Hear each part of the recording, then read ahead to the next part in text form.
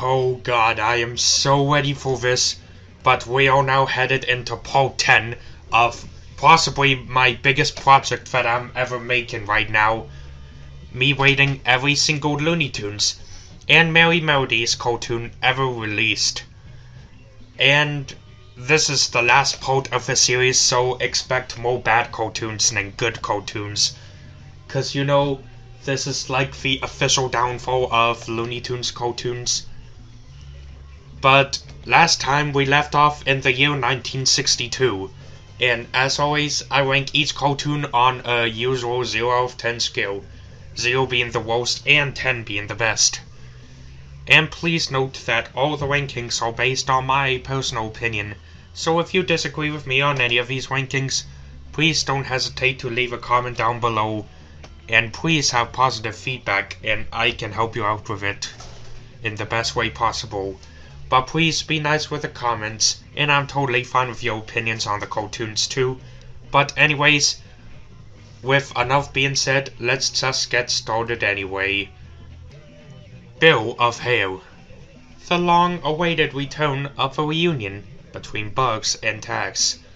But honestly, it's not all that good, but it could be better, just saying. Zoom at the top. Is it just me, or are the cartoons starting to get least funnier as time goes on?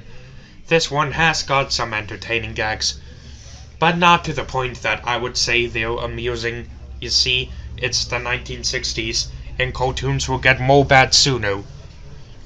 The Slick Chick. This cartoon is actually mid. The main reason why is because it's got less of its usual humor and it has some major flaws. And this one is about the chick playing some stupid and silly tricks on Farcoon while the chick gets babysitted. And you know, he's only a little kid, and children can act like that sometimes while they break tent. Luvo, come back to me. The Pepe Le Pew cartoons plots are always the same old thing, and it gets bored so quickly while you see each of them. Another reason why I hate the Pepe cartoons, they reuse the same plot as always. And not to mention, when is Pepe ever gonna take a shower for fuck's sake? But anyways, this one is thankfully the final appearance of Pepe Le Pew. Thank God. I'm so glad that this romantic fuckery is over. Honey's Money. I actually found this one stupid because it features Yosemite Sam going out with a gold digger. Gold diggers are people who want to marry or date you for money. I kinda don't want to go around them, and I kinda don't want you to go around them either. Also, some of the humans portrayed are so weird, and to be honest, the children kinda look like Discord mods. None of the gags are funny, and it's also paced so poorly, bruh. The Jet Cage. Tweety sounds more like Bugs than any other character in this one. I mean, it's actually pretty interesting to see Tweety actually fly for once. But this chase cartoon itself feels like it was rushed and slow-paced. Recently, Fritz Freelink's cartoons are paced poorly, and I don't like it. Side note, I like the war references. Mother was a rooster. Okay, that ostrich is pretty cute. It's about Farcoon Leghorn actually giving birth to an ostrich of all things and not a chick. And not to mention, I believe this is a redesigned version of the ostrich used in Plenty of Money and You. And this one is actually a bit funny, but not great, but still. Good News. This is more of a mid-version of Conrad the Sailor. Either that or they completely reused the plot for Conrad the Sailor. Continuing, I really didn't like the characters' personalities in this one, and that's pretty much all I gotta say for this one. Shiska Bugs. What is this? A crossover between Slick Hair and Woman Legion Hair? The latest cartoons are starting to get more and more boring as we keep going through them, and I don't like it. But anyways, very few parts are actually funny, and that's about it. Martian Through Georgia. The beginning of this is actually pretty creative. But anyways, this is actually one of the only few very good 1960s cartoons in my opinion. Because I saw that it has a good plot, and it's very surreal and dark. I actually really like Chuck's one-shots. At least this one actually tells a real good story, and it quite feels like a sci-fi cartoon, but it's kinda not at the same time. This one takes on a depressed Martian who tries to find a love. Possibly my favorite cartoon from 1962 so far, and I feel quite bad for that Martian, and I hope he finds his true love someday. I was a teenage thumb. I can't believe this title of the cartoon had the word teenage in it, despite it having nothing to do with teenagers. Maybe the producers might have got something else on their mind, but overall, a sweet, dark, and solid cartoon with some decent pacing and a decent plot. Devil's Food Cake. As I said, this is a calypso.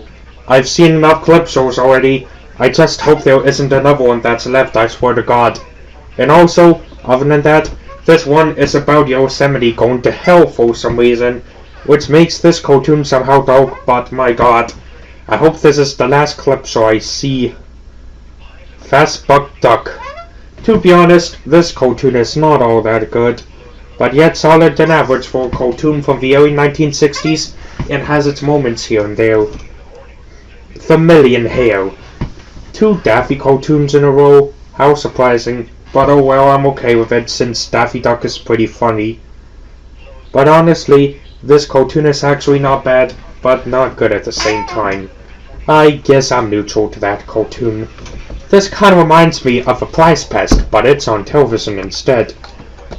This one has very few amusing gags, but it's mostly not all that funny. Mexican Cat Dance. I don't like this one. It's mainly due to the reused animation from Bully for Bugs, which is literally used at the beginning. Lately, I've been getting the feeling that the 1960s cartoons are rushed and they put minimal effort into it. Now hear this. This is one of a very few examples of an outstanding cartoon from the 1960s.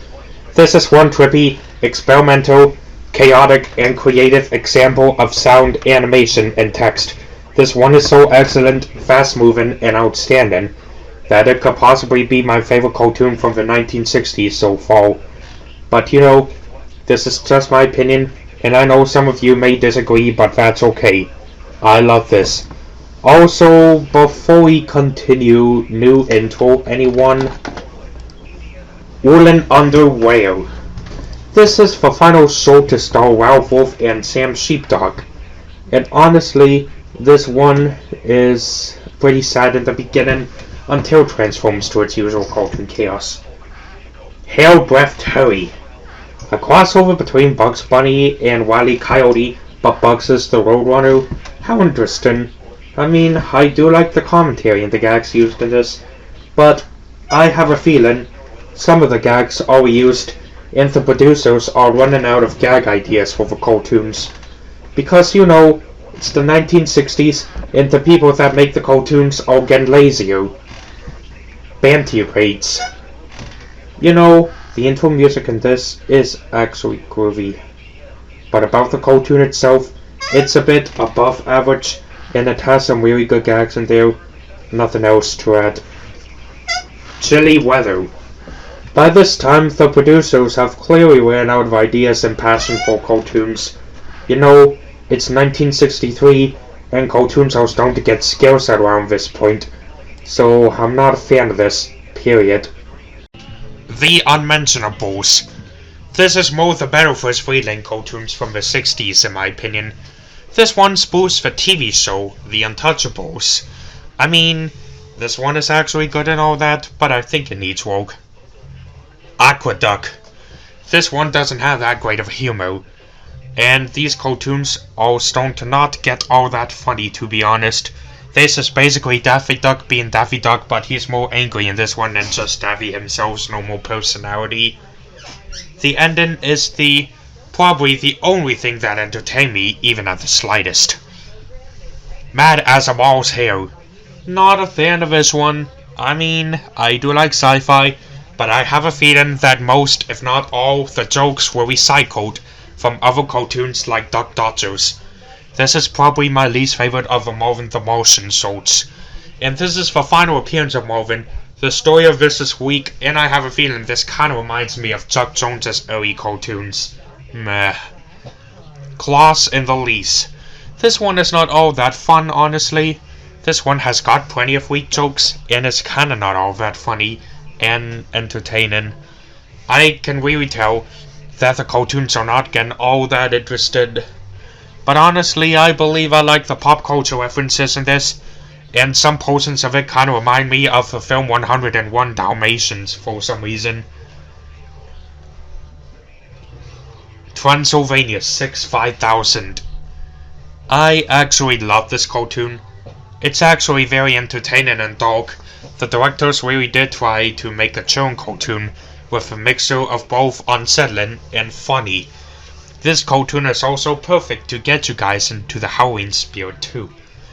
I really enjoy this. The gags in this are also pretty funny and creative. To beep or not to beep.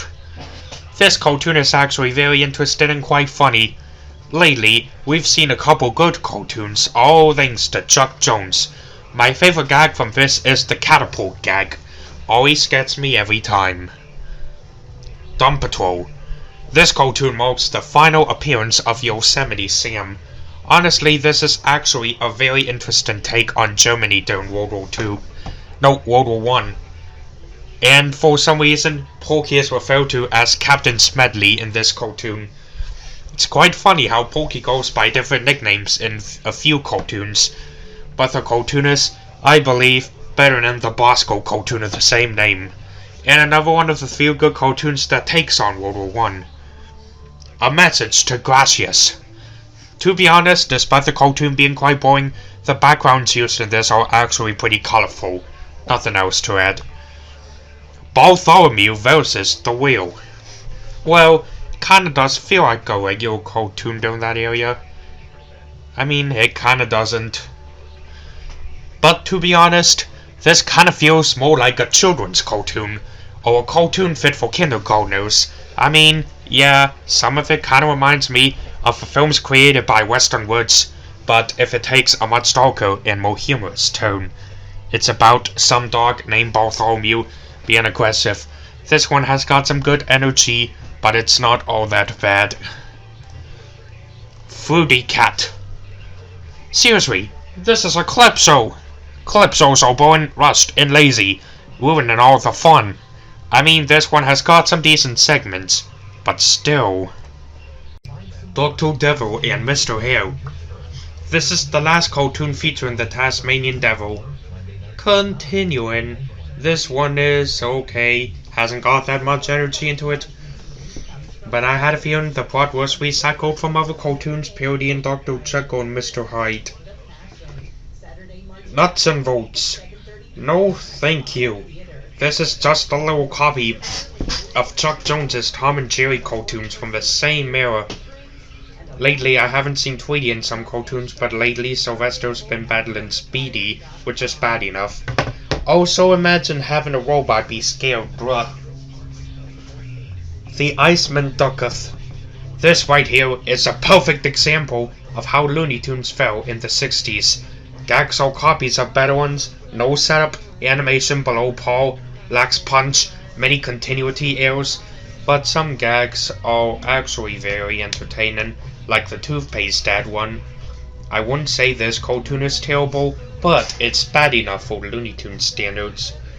I guess if you only want to watch this for the Toothpaste Dad, I guess you can do so. War and Pieces. I mean, in my opinion, there are all some amusing gags, but near the end it literally becomes racist. This cartoon reminds me of Tweety and the Beanstalk in a way, but it's more of a Roadrunner cartoon. Also, the Chinese ending was literally unnecessary. Hawaiian I. I mean, this one is at least decent, but it's known for making the final appearance of Tweety Bird. Some gags in this are stupid and all that. False Hair. This cartoon is known for it being the final appearance of Bugs Bunny. Some gags can be amusing and all that, but by this point each joke is so obvious, and some are literally copied from other cartoons. And honestly, I believe this one could be better if it's not for all these reused jokes. Senorella and the Grasshopper. This is officially the last cartoon produced by Warner Brothers Cartoons, but to be honest, it's not that bad, but the voices in this sound a bit questionable. I mean, I like the old design in this, but still. Pancho's Hideaway. This is the first cartoon produced by the Patty Freeling Enterprises. And honestly, I don't like this one. It's about Speedy finding an imposter of Yosemite Sam or Yosemite Sam look-alike. The entire time I was questioning why they didn't use Yosemite Sam in this one. Road to Andalay. Okay, why is Speedy now like the main star in these cartoons? I think the producers currently have an obsession with Speedy or something. Lately, I've been seeing more cartoons I don't like, so this is like the true end of the cartoons. We have about 61 cartoons left to go, oh boy. Zip, zip, hooray. This one is actually pretty interesting, but I never knew they would use footage from The Adventures of the Roadrunner. I mean, the gags are entertaining, but still, it was likely used due to low budgets. Plus, I haven't seen Adventures of the Roadrunner yet, so for now I'll give this a high rating. It's nice to have a mouse around the house. Speedy is back again. The producers have lately been obsessing with Speedy, both this and the Roadrunner by this point, you know. It's already 1965, and lately, from what I've been seeing, we got mostly dislikable cartoons, but I don't think it's all that funny though. Just saying, this is like the beginning of the end for these cartoons. We have 60 left to go. Expect me to give out negative ratings for most, if not all, the cartoons from that era. Cats and Bruises. I don't like this one. Warner Brothers has been awful for the past few shows and I don't like it. I know, it's too early for a single-day mild cartoon, but there are some major flaws in this and it looks like it was made on a $5 budget. Roadrunner A Go-Go. I never knew they reused footage from The Adventures of the Roadrunner until now, in which I haven't seen it yet. I mean, some gags are actually cool and well developed, like the film strap gag, but the thing is, they keep reusing old gags and old animation that makes it feel like a clip show. The Wild Chase. I mean, it's actually very interesting to see a crossover between Speedy and the Roadrunner, but let's talk about the cartoon itself. It's another perfect example of how Looney Tunes fell in the mid-1960s, but I'm literally questioning this cartoon. I thought this was gonna be a really good one, but it's filled with nothing but recycle gags and reused animation. What a waste. Moby Duck. Alright, the premise of this one is at least decent, and the producers have recently been having a fetish with Speedy. By that, I mean huge obsession. They are so obsessed with Speedy that they've even put him as the main star in every cartoon and in different settings. But it's actually interesting seeing Daffy and Speedy in the same cartoon. Also continuing, the execution of this is weak. Also, why does the ending remind me of Daffy in an actual diaper for some reason? Assault and Peppered. Oh my god, why are there so many Daffy and Speedy crossovers? It seems like they're in love for some reason. But Daffy seems out of character in this one. Yeah, I know, he can be vicious, but still. Well-worn Daffy. Oh my god. Producers, stop obsessing with Speedy so much. This is becoming a problem, and this is yet another reason why Looney Tunes fell to garbage during the 1960s. I told you. I hope the next one doesn't feature Speedy. Suppressed Duck. Oh, thank fucking god.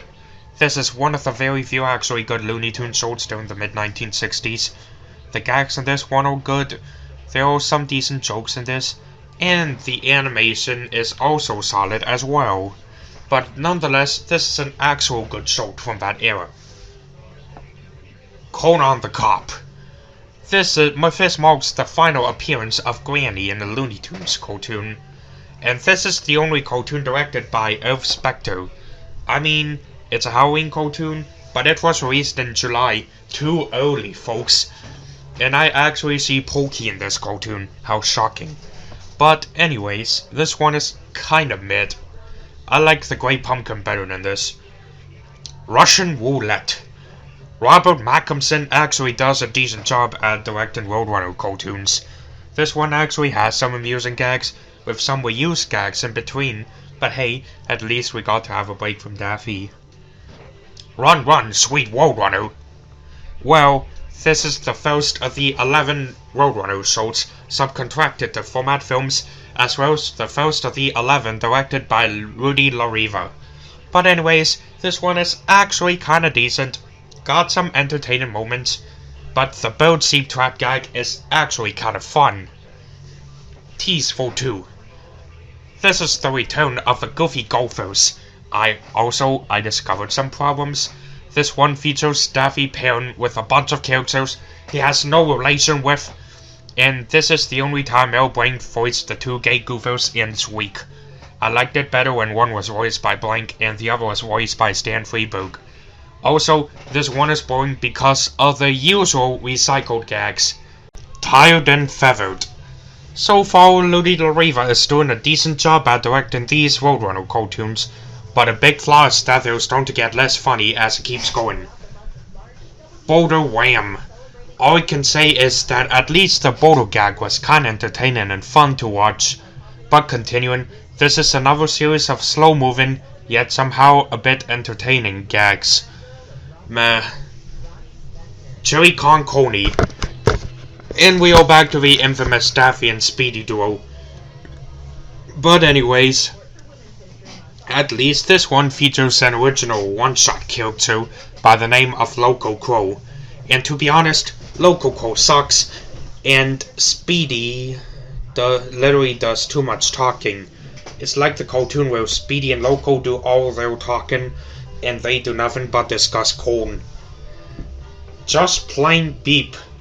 These cartoons are starting to become a little pain in my ass. Why can't we get better cartoons from this nowadays? You see, these cartoons used to be so good and fresh, but now they're just bland and painful to watch. But at least the producers came up with a few original gags. Harried and Hurried. I never discovered this until now, but I heard that the last few Roadrunner cartoons has been using stock music composed by Bill Lava.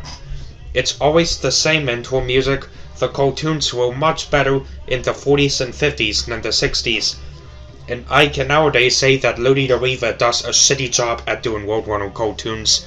The gags suck, they're too poorly paced, and they're painful to sit through. Why can't we get a good cartoon for once? Go Go Amigo. I think I've seen this before. Also, I've lately been seeing a pattern. First we get two Roadrunner cartoons, and then we get a Daffy and Speedy cartoon. This one is interesting at the least, but that doesn't mean I have positivity for it. It still has the same potential as the other cartoons from this era. Highway Wonnery. I'm guessing the cartoons directed by Rudy LaRiva were made due to low budgets and budget cuts.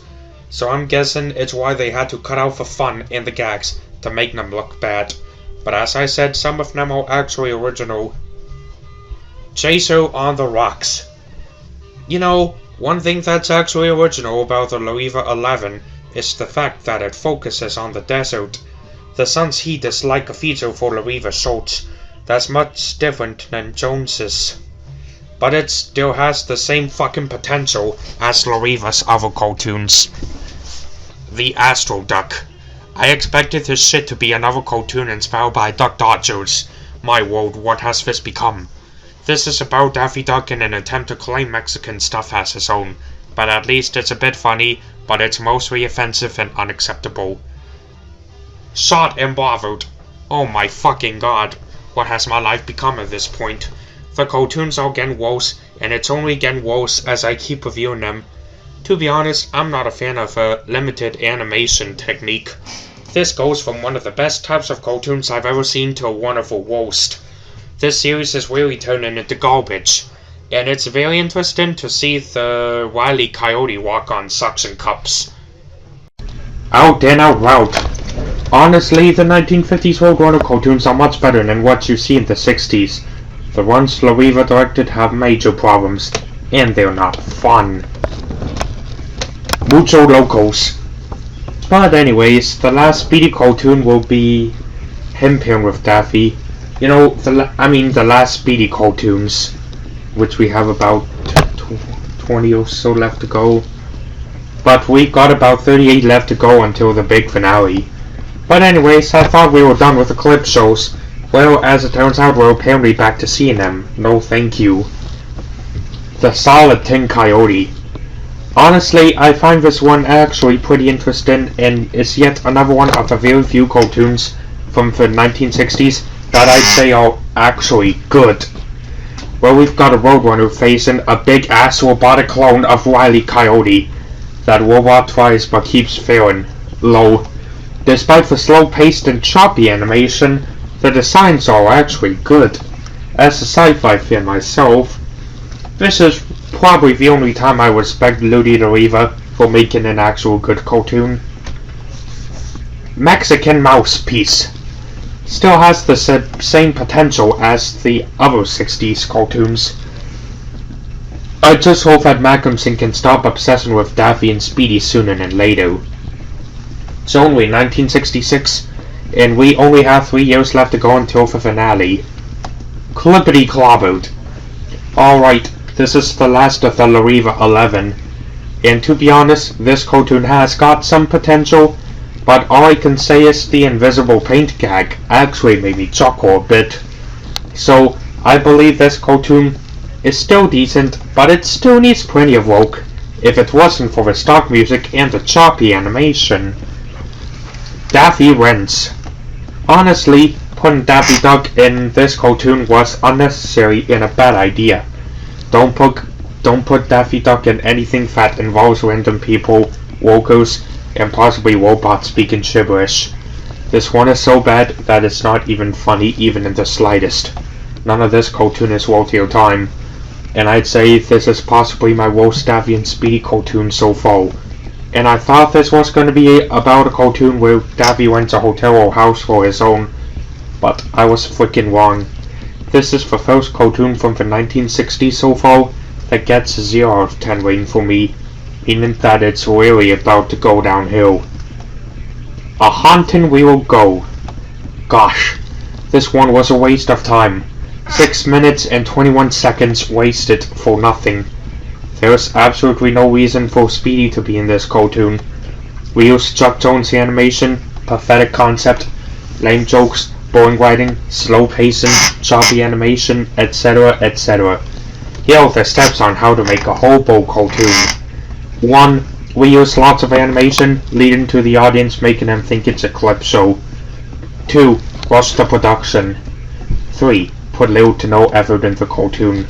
4. Use lame jokes. 5. Make the writing boring. 6. Make the pacing so poor. 7. Put your characters in situations they literally don't need to be in. 8. Put it out as an original cartoon even though it's not. And that's it. Literally the only good thing about this cartoon is the random Duck Amuck reference, and that's about it. It's the Great Pumpkin Charlie Brown. It's 10,000 times better than this. Snow Excuse.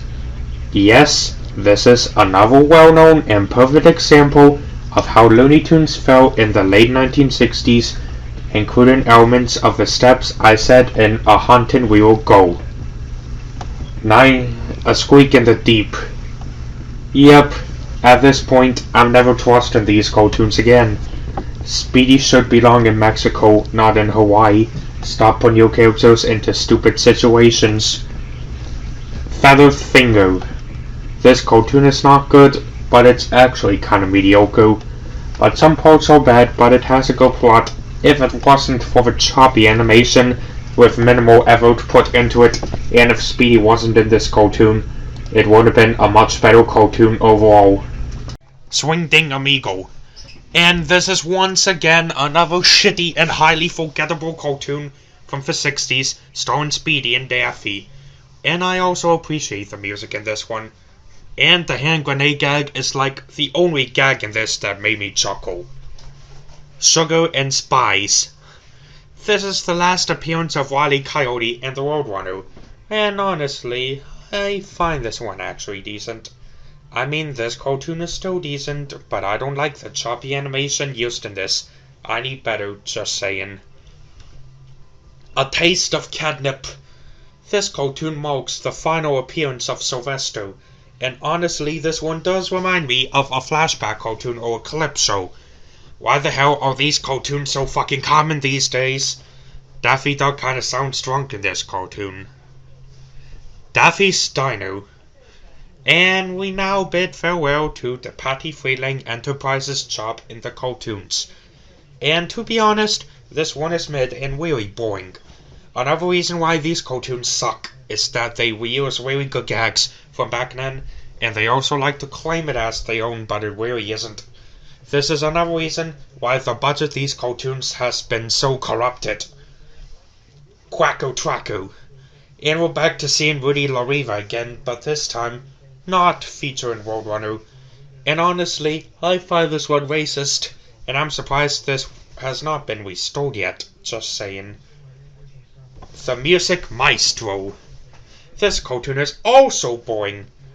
Also, while you guys still obsessing over Daffy pairing with Speedy, hopefully the last ones will arrive soon.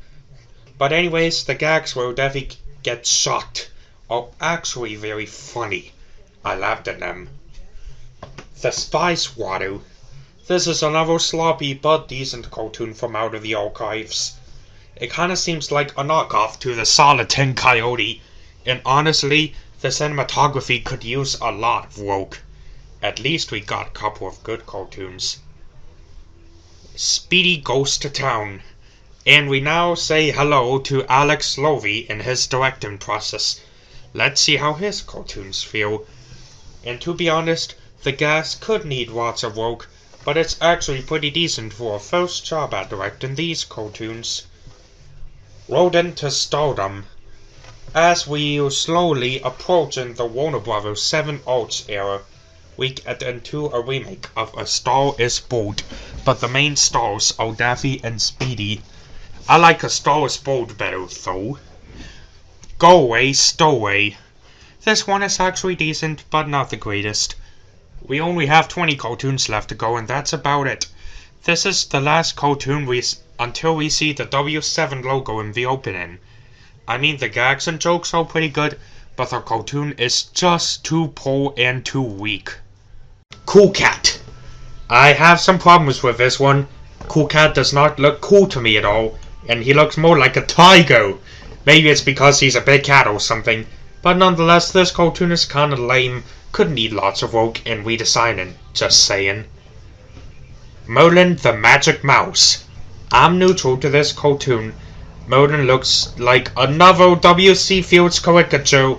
Unsurprising that they brought back a gag from the 1930s, but this is yet an interesting but chaotic one. Merlin is better than Cool Cat in my opinion. Fiesta Fiasco. Okay, why the hell is Daffy walking like this? It looks so sloppy. But anyways, during the last 3 cartoons we got a new intro and a new theme and a new Daffy and Speedy cartoon. When will these stop, for fuck's sake? Hocus Pocus Pow Wow. To be honest, I hate this one mainly due to the stereotyping of Native Americans. You know, we only got 16 more left to go, and it is already shit. This is going to become bad and you know it. Nomen Nomo. This is the only Warner Bros. Cartoon to not be released as a Looney Tunes nor Merrie Melodies cartoon, but rather a cartoon special. And this one is actually a pretty good special. The intro music to this is a bop in my opinion, and I find it pretty creative despite the sloppy animation. This one is also strange to say the least. Big Game Hunt. This one is okay, got some major flaws, but nonetheless this feels like a Bugs and Elmo cartoon, but with Cool Cat and the Colonel.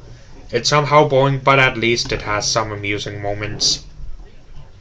Skyscaper Quapo. This one sucks indeed. we see Daffy Duck sleepwalking like he doesn't know what he's doing. This cartoon is just nothing but revolving around the same premise about Daffy sleepwalking. Even in a construction site. Daffy, this is too dangerous. Hippie Drone Tiger. Not gonna lie, the Cool Cat cartoons kinda remind me of Hanna-Barbera's cartoons from the same era. But this one revolves around Cool Cat going racing. Are they trying to make Cool Cat a TV show or something? Jeez. Feud with a dude. This one kinda reminds me of the Feud Feelers, but with the 1960s styled animation. Also, don't ask me why there's live action footage of a rocket lifting off near the end. See ya later, Gladiator. Alright, this one I really don't like, mostly because of the stupid idea of having to time travel in the Roman Empire just to be captured by Harris Lion and to time travel back to 1968 for nothing. I mean, this is the final appearance of Daffy and Speedy, thankfully, but this one was a waste of time. 3 Ring Ring Ding. This is the last appearance of the Colonel in the Cool Cat series, and this one is about them fighting in a circus. Honestly, Cool Cat feels like a Pink Panther ripoff for some reason, and also this one is mid. Flying Circus. This one is at least pretty interesting, but I believe this has the same potential as Stump Patrol 1931. But as I said, despite its suspense, drama, and fighting, war films do not interest me. Chimpanzee. This one is a more mid version of the Jungle Book, despite it coming out a year earlier. But this one feels more like a Flintstones ripoff than anything. The kid in this reminds me of a young Fred Flintstone, but this one has got some potential, but it's more mid than anything, if I should say. Also, why the fuck is the intro music so groovy? Bonnie and Clyde. We rob carrot patches. And Robert Mackinson is back. Now let me tell you, I actually enjoy the intro music to this, although it sounds like it was sung by Johnny Cash. But let me tell you, this is actually pretty interesting, but with its low budget for the era, I don't think it has some good potential, as it should be. This one actually takes on the film Bonnie and Clyde, but without the choppy as fuck animation, I would have given this a 9 out of 10, but I'm actually giving it a 5 out of 10 instead. The Great Carrot Train Robbery. And we begin 1969 with this cartoon, which plainly reuses some animation from the last cartoon. But anyways, this is a better cartoon than the last one. But anyways, we got only 6 more cartoons left to go, and we're already seeing some decent ones. But this is probably the best one from 1969 so far. I actually pretty much enjoy it. Fistic Mystic. 5 more left to go. But anyways, this one is kinda mid, but kinda decent at the same time. The latest ones quite feel like Hanna-Barbera's cartoons from the same era too. Either that, or it's just a standard for 60s animation. Rabbit Stew and Wabbits 2. This is obviously a Wile E. Coyote and Roadrunner ripoff, but it's with a rabbit fighting a fox. Well, at least it's got some potential as some other Roadrunner cartoons from the era, but I find it more as a ripoff than anything else. Shamrock and Roll. This one features an MPAA rating screen in the beginning. You know, St. Patrick's Day is today, and I saw this cartoon of all things. Anyways, we got 3 more left to go, and this one doesn't have any St. Patrick's Day charm, as it feels more like a generic cartoon than anything. And the leprechaun in this looks more like an alien than anything else. Bucked by Bee.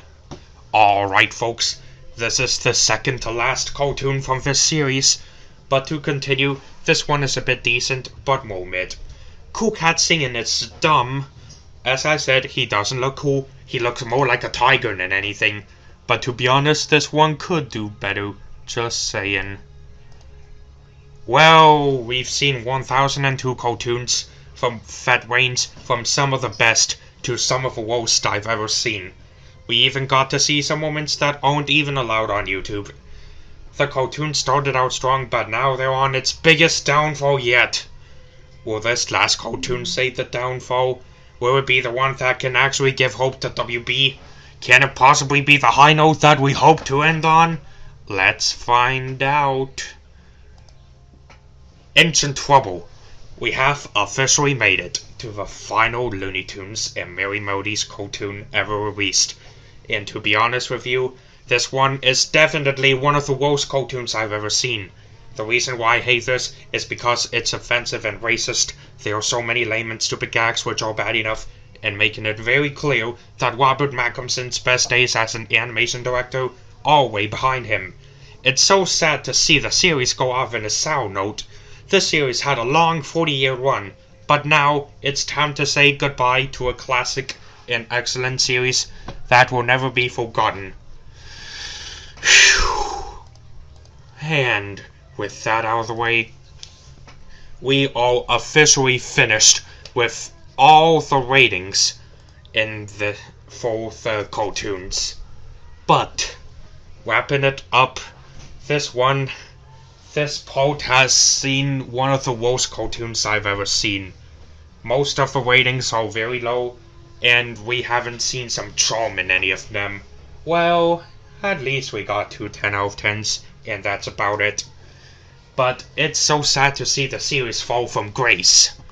But anyway, since the cartoons are finished, you can see all of my ratings on them on my Letterboxd and the Google Docs and Google Sheets link. All of them will be provided in the description. But anyways, stay tuned for part 11, as part 11 will contain my final rankings of every single Looney Tunes and Merrie Melodies cartoon, from the worst to the best. All of them will be counted down from 1003 all the way up to number 1. Or will the number 1 be? You'll find out in the next part. So keep your fingers crossed and stay tuned.